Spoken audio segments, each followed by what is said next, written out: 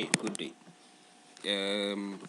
Please don't mind the quality of the video. I have to manage to use the software available.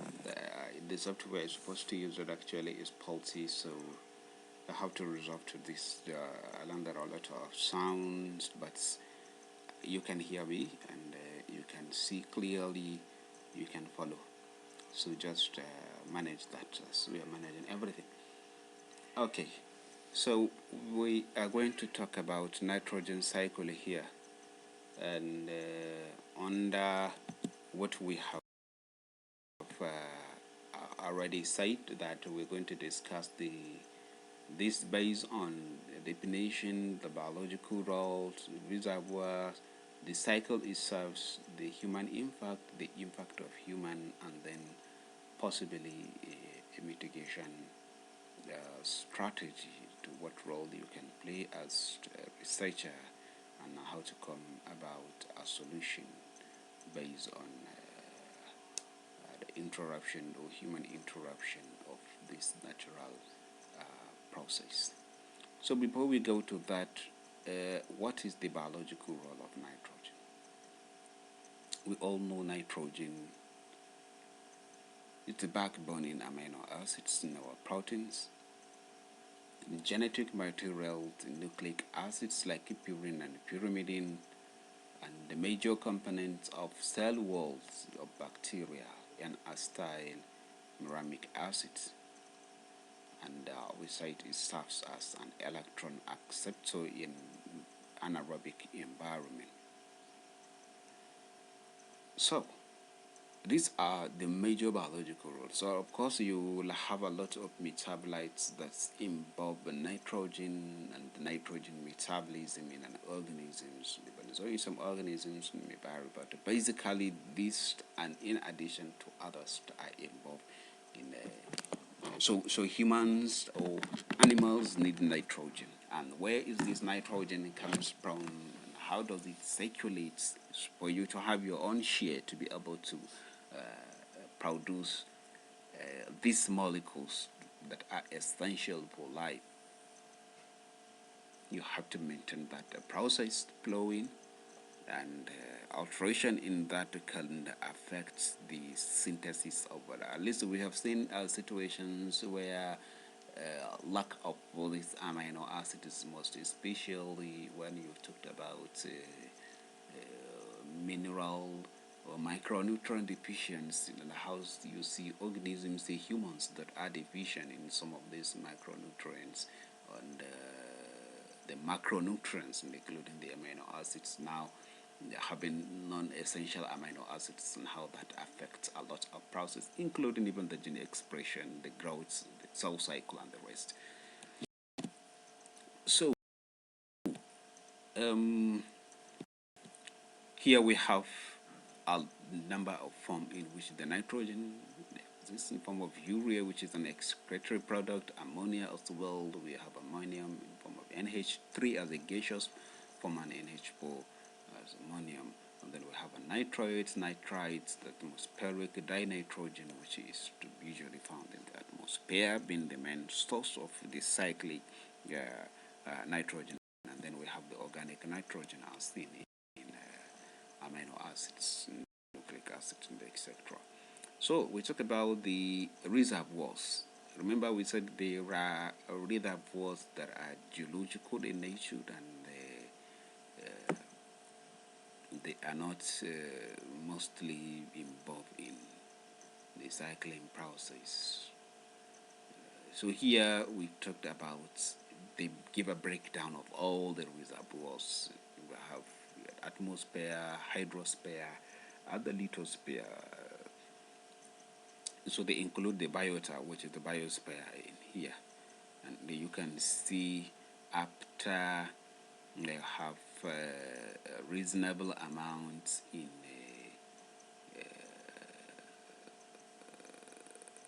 atmosphere, which is the major reservoir, which is not even actively involved in the cycling process. What is actively involved in the cycling process is the one involved or deposited soluble salt in the hydrosphere, the one one that form part of the biomass and the biota as well.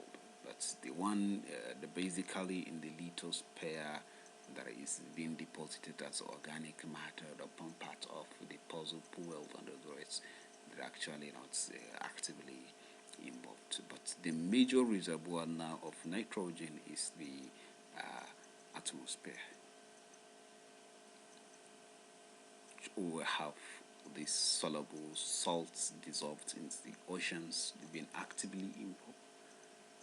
Then the nitrogen in your system is actually involved in this cycling process, and then they want to deposit it in the living plants in our oceans. So we talked about the nitrogen cycle in this process. First of all, I think they don't arrange them in order. We're supposed to have nitrogen fixation first, and nitrogen fixation is the process through which the nitrogen is taken from the atmosphere. So you have this dinitrogen. The dinitrogen is the nitrogen, two nitrogen bonded by the triple bond to each other being converted to ammonium. This is a high energy requiring process, and it takes place in two forms. It takes place maybe physical form involving lightning. So the energy comes from lightning. You know what is lightning and how a huge amount of energy is being released during the process of lightning. It's basically the coming together of like charges. It's on air contain like charges and become this spark. There is a lightning, and that energy that is being released can actually use to break down the triple bonds and then produce the nitrogen, and the nitrogen which can quickly combine with oxygen to form nitrate and nitrites. And this nitrate and nitrites can easily be washed by the rain and down into the earth.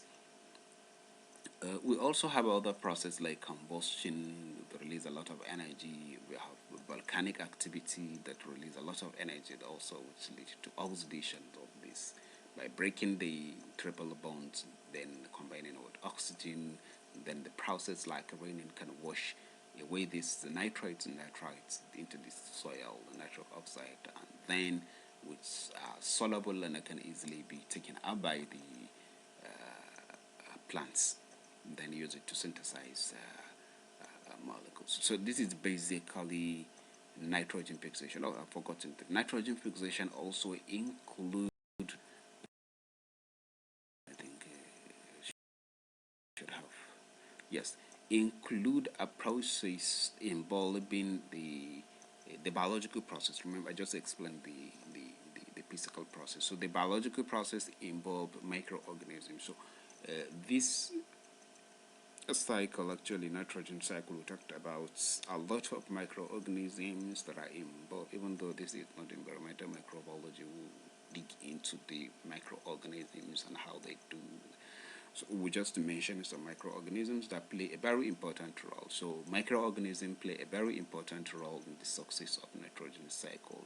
To some extent, we will also say the phosphorus cycle. So we have a number of bacteria that are involved in nitrogen fixation, like the rhizobium that are involved in symbiotic relationship with plants, where they obtain the source of energy like carbohydrate from plants, while the plants will give them, while the rhizobium or the organism, the microorganism will now supply them with the nitrogen needed for their growth. And then we have the like of azotobacter, which are the pre-living microorganisms, but the nitrogen fixation by this rhizobium is huge compared to what is being absorbed by the pre-living organisms. And we also have cyanobacteria found in water. They also a nitrogen fixing, and like we said, the nitrogen fixation is a high energy requiring process of the 16 ATP. Imagine 16 ATP needed just to produce 2 ammonium, and this ammonium can be used by the microorganisms, and then will have to, some set of organisms will have to combat this ammonium, because this ammonium itself in the soil may not be stable in the fact that, or may not be able to be transported to different parts of the soil, in the fact that ammonium is positive charge and you have a negative charge in the soil, and then will have to be undergo oxidation. So some organisms actually take off this. So I have mentioned azotobacter, quite a number of cyanobacteria. I've seen others, others, Spirillum, Clostridium, etc., that are involved in this process. So this process inhibited by oxygen and inhibited by ammonia as the end product, just like in feedback inhibition. So, and the enzyme involved is nitrogenous or nitrogenase complex. So, what am I saying? So you have this process occurring, and the next one is nitrification. What happened in nitrification? Like I already say, Rhizobium produce higher than the cyanobacteria, most in the ocean, and then the pre-living. So nitrification is the conversion of this ammonium to nitrates and nitrite. Nitrate and nitrite are soluble. So what happened here is we have the bacteria that are involved in utilization of nitrogen as the sole electron accept, so like Nitrosomonas, Nitrococcus, Nitrobacter, specifically Nitrosomonas and Nitrococcus convert this ammonium to nitrate, and then the nitrate to nitrite by Nitrobacter. And this bacteria uses this nitrogen as final electron acceptor, so in the process of energy production. So they produce this species, and this species actually negative in charge, and they easily percolate. They can move inside the soils, then to the subsoil, where they can be easily taken by the roots of the plant, then utilized by the plants to produce a lot of this thing. So the process of taking off of this nitrate is what we call assimilation. Is what we call assimilation. So once they are taken, they can be utilized by the plants, and then the plant produce the amino acid, nucleic acids, a lot of molecules, the biomolecules needed for the activities, of which we also got our own from them. When they die and decay, this the process of mineralization will also occur, where this ammonium or this nitrogen in organic molecules like amino acid and nucleic acid are converted to ammonia. The process is called ammonification or mineralization, where they got back to the environment, and then so like we already mentioned, when they, even before they, prior to decomposition, some of them after the nitrification, after nitrogen filtration, some will be washed into the down into the subsoil. Some will be washed into the oceans and the rivers, while some will be taken up by plant. And also when the plant die and decay, or the plant and animal die and decay, and there is a mineralization, and some of them will also washed into the soil, some will go into the subsoil, etc., etc. And of course, some denaturifying bacteria will also act on them and combat the nitrate and nitrite back to nitrogen gas through formation of nitric oxide and nitrous oxide. So one thing that is relevant also here is that this nitrate, this nitrous oxide is also one of the greenhouse gas that will probably be released to the environment and increasing the burden of possibility or the risks of global warming. So this is basically what happened in the case we have already explained the nitrification by the nitroprime bacteria, and example like Pseudomonas, Paracoccus, alkalogens, thiobacillus, the nitripicans, etc., etc. They play a very important role in the nitrification, where these nitrous oxides they can possibly be formed. I've already explained this. To explain the role of decomposers, we mention what are those decomposers and what they do. The decomposers actually include the earthworm, the bacteria, fungi, and for them to perform the mineralization reaction, they release those enzymes, proteases, they break down the macromolecules, the biomolecules to release the ammonium, which is now being used by the nitropine bacteria, and then at the same time also nitripine bacteria, because it is not something that you would see this is particular place where the nitropine comes in, or this is the place where nitropine comes in. They all partake in the process, and the process occurs simultaneously. So this is how it's cycled. So human impacts. Humans apply fertilizer, nitrogen fertilizer, so introduce nitrogen to the environment. By introducing the nitrogen to the environment, they increase or they interrupt the natural nitrogen cycling process. And also through bush burning, they release a lot of this nitrous gas into the environment, ammonia, etc., etc. We have a combustion of fossil fuels, and these fossil fuels also contain a nitrogen, and them so a lot of nitrogen gets back into the atmosphere through this process. And industrial, of course, industrial emissions, where quite a number of products that are produced, and some of the gases being released to the environment include the ammonium and even the nitrates and nitrogen containing a compound being released in form of waste water into the soil, and then they can add off to the normal nitrogen cycling process.